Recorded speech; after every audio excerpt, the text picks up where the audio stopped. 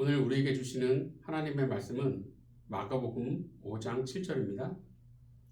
큰 소리로 부르짖어 이르되 지극히 높으신 하나님의 아들 예수여, 나와 당신이 무슨 상관이 있나이까? 원하건대 하나님 앞에 맹세하고 나를 괴롭히지 마옵소서 하니. 아멘.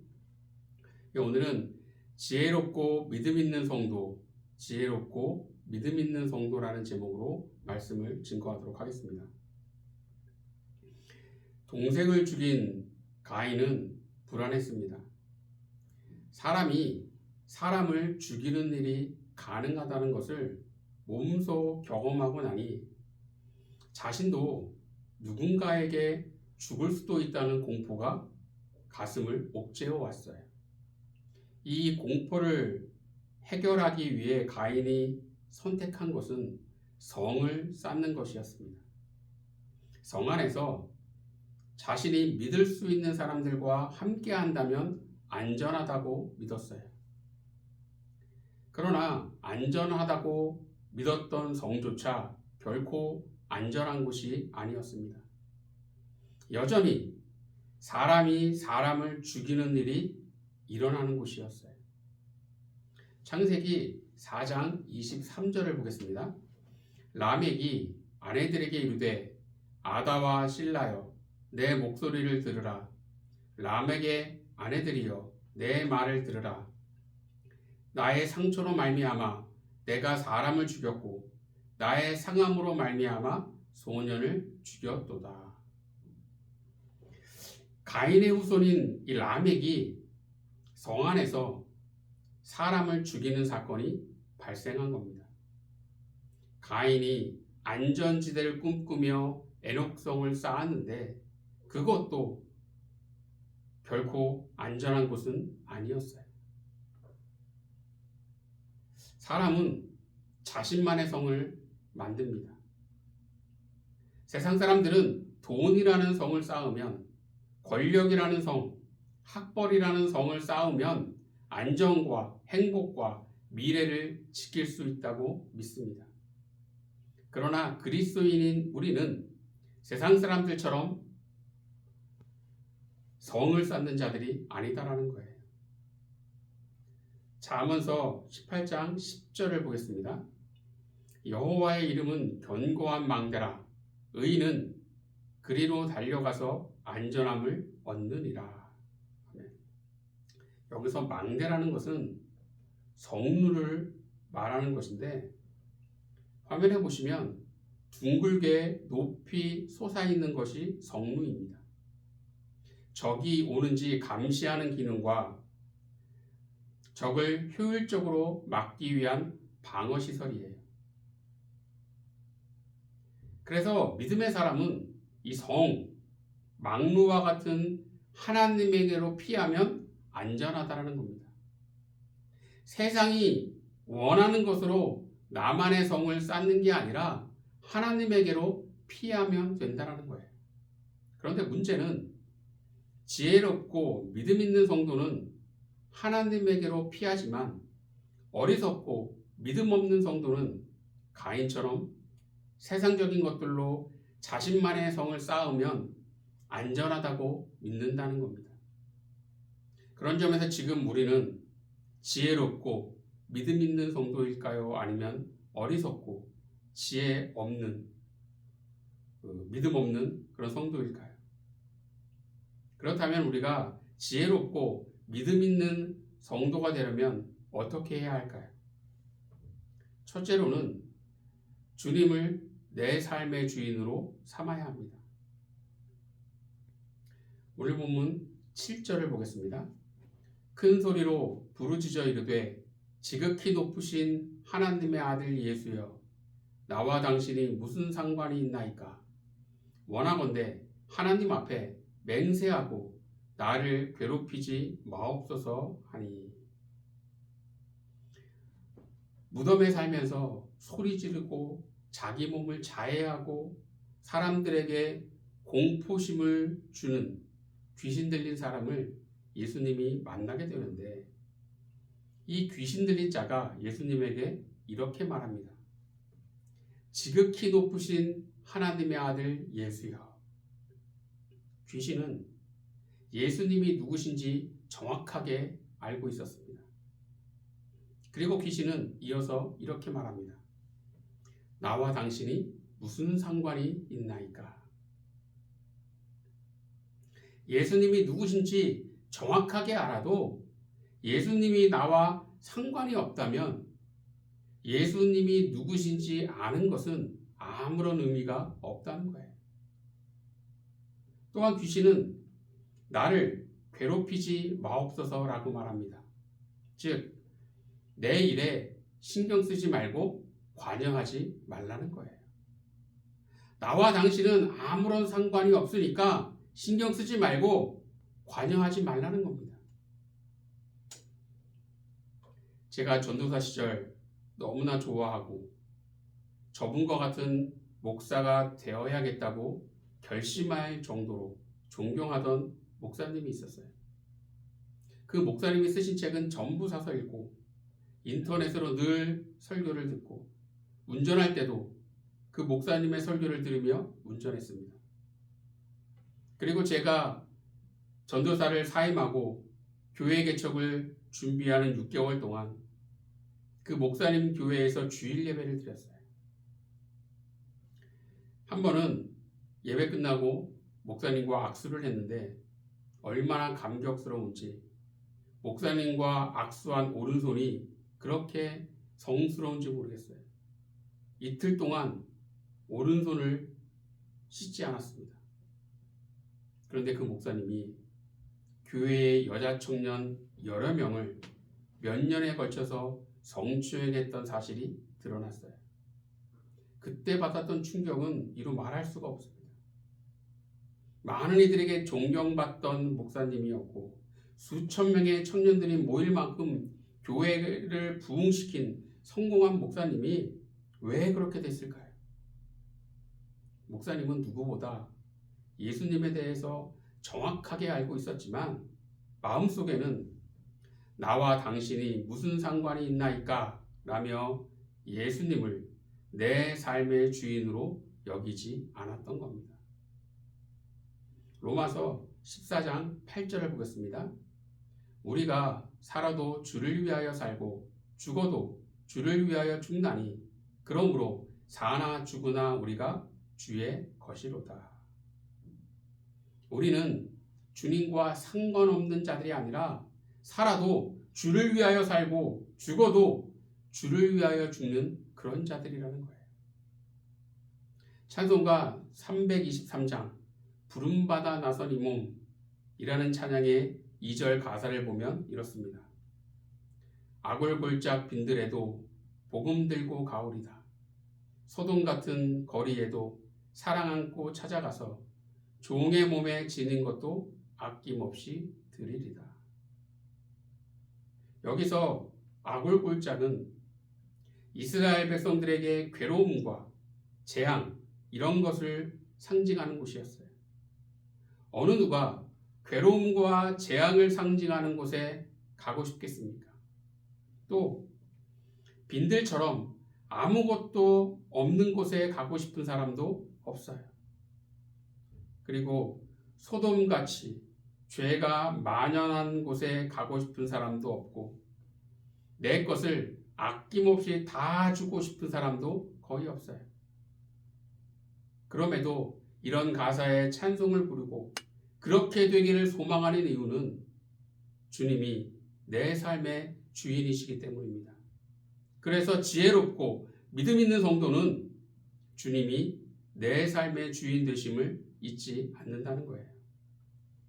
바라기는 주님을 내 삶의 주인으로 삼는 지혜롭고 믿음 있는 성도가 되시길 소망합니다. 오늘 본문의 귀신 들린 자처럼 어리석고 믿음 없는 자가 되어 나와 당신이 무슨 상관이 있나이까? 라는 귀신의 고백이 여러분의 고백이 되지 않도록 주님을 내 삶의 주인으로 삼는 지혜롭고 믿음 있는 성도가 되길 예수님의 이름으로 간절히 축원합니다. 두 번째로 지혜롭고 믿음 있는 성도가 되려면 죄를 빠르게 인정해야 합니다. 선악과는 에덴 동산의 중앙에 있었어요.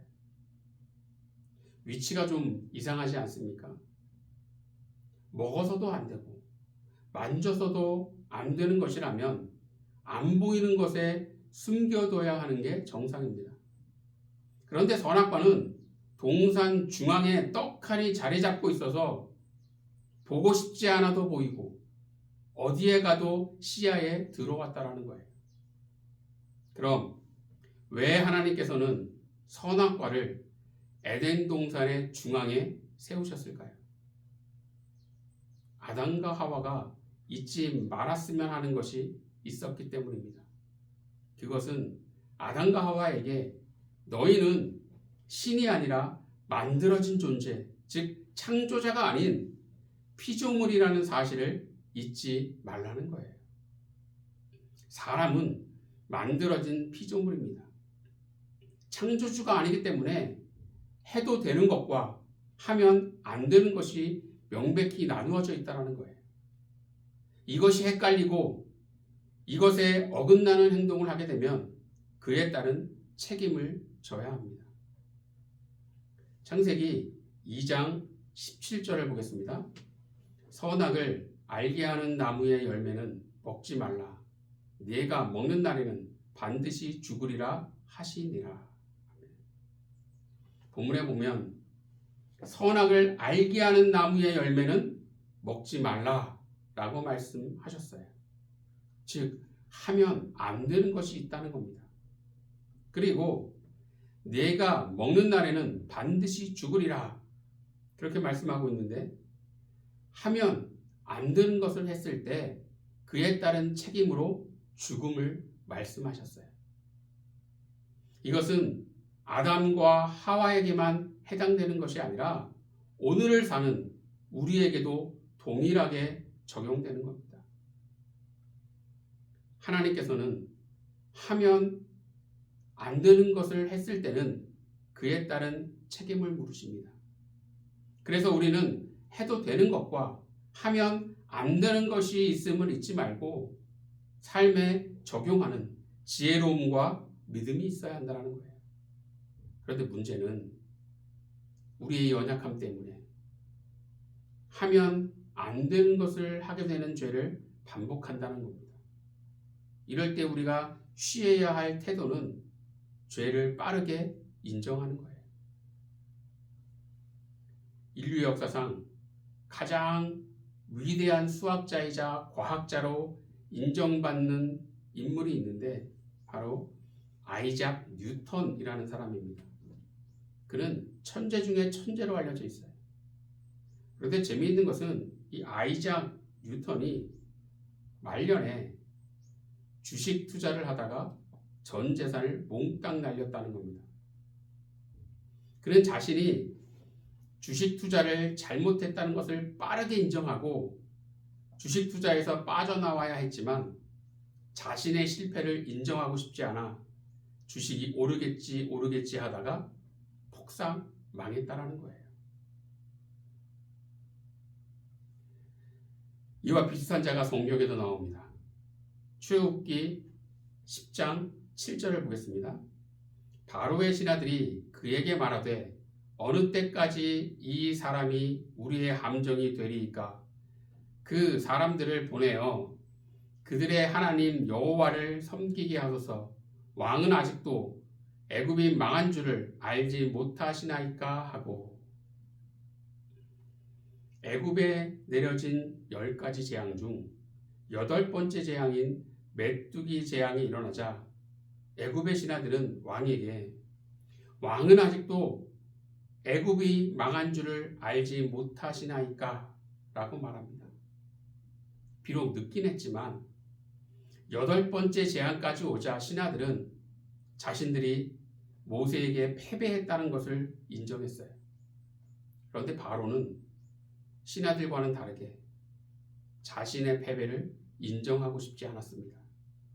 계속해서 이스라엘 백성들을 풀어주지 않고 버티다가 결국 장자가 죽는 10번째 재앙까지 가고 말았어요. 그런데 반대의 경우도 있습니다. 요나서 3장 7절, 8절을 보겠습니다. 왕과 그의 대신들이 조서를 내려 니느웨에 선포하여 이르되 사람이나 짐승이나 소떼나 양떼나 아무것도 입에 대지 말지니 곧 먹지도 말 것이요 물도 마시지 말 것이며 사람이든지 짐승이든지 다 굵은 베옷을 입을 것이요 심써 하나님께 부르짖을 것이며 각기 악한 길과 손으로 행한 강포에서 떠날 것이라. 아멘. 요나가 니느웨 사람들에게 하나님의 심판을 외치자 왕을 비롯한 신하들, 백성들 모두가 철저하게 하나님께 회개했어요. 즉 이들은 자신들의 죄를 빠르게 인정했습니다. 바로는 10번째 재앙까지 겪고 나서야 패배를 인정했지만 니느웨 왕은 요나의 선포를 듣자마자 바로 죄를 인정하고 회개했다라는 거죠. 오늘 본문에 보면 귀신은 예수님에게 나와 당신이 무슨 상관이냐, 신경 쓰지 말고 관여하지 말라고 했어요. 즉 귀신은 예수님에게 빠르게 항복했어야 했는데 버텼다라는 겁니다. 귀신의 이런 어리석은 모습을 그리스도인 우리가 닮아가서는 안 된다라는 거지요. 사람들은 자신의 실패, 잘못, 어리석음을 좀처럼 인정하지 않습니다. 길을 가다 돌에 걸려 넘어지면 돌 때문에 넘어졌다며 돌을 탓하지 자신의 실수를 인정하지 않아요. 시험을 봤는데 성적이 엉망으로 나오면 선생님이 문제를 이상하게 내서 그렇다고 선생님 탓을 하고, 어떤 물건을 샀는데 아무리 설명서를 봐도 어떻게 해야 할지 모를 때 설명서가 개떡같이 되어 있다며 설명서를 탓하지 자신의 머리가 나쁘다는 것을 죽어도 인정하지 않아요. 지혜롭고 믿음 있는 성도는 자신의 죄를 빠르게 인정하고 회개의 자리로 갑니다. 그러나 어리석고 믿음 없는 성도는 자신의 죄를 인정하지 않고 계속해서 죄 가운데 있다가 그에 따른 대가를 치른다라는 거예요. 지혜롭고 믿음 있는 자가 되어서 자신의 행복과 안정과 미래를 지키는 믿음의 백성이 되기를 소원합니다. 그럼 어떻게 해야 지혜롭고 믿음 있는 자가 될까요? 첫째는 주님을 내 삶의 주인으로 삼아야 하고, 둘째는 죄를 빠르게 인정해야 합니다. 이 두 가지를 잘 지켜나갈 때 지혜롭고 믿음 있는 성도로 주님의 축복과 은혜가 가득한 내일을 맞이하게 되는 거예요. 이것을 잊지 마시고 지혜롭고 믿음 있는 성도로 거듭나는 저와 여러분이 되기를 간절히 축원합니다. 기도하겠습니다. 하나님, 저희들 어리석고 믿음 없는 성도가 아니라 지혜롭고 믿음 있는 성도가 되어서 주님 앞에 귀하게 쓰임받고 주의 축복과 은혜를 받을 만한 믿음의 백성 될 수 있도록 인도하여 주시옵소서. 저희들 부족하고 연약하지만 최선을 다해 믿음의 사람으로 주님 앞에 서길 원합니다. 주여, 저희들의 믿음을 붙잡아 주시고 지혜로운 자가 될 수 있도록 늘 저희들과 함께 동행하여 주시옵소서. 모든 것 주님께서 저희와 함께하여 주실 것을 소원하며 예수님 이름으로 기도드리옵나이다. 아멘.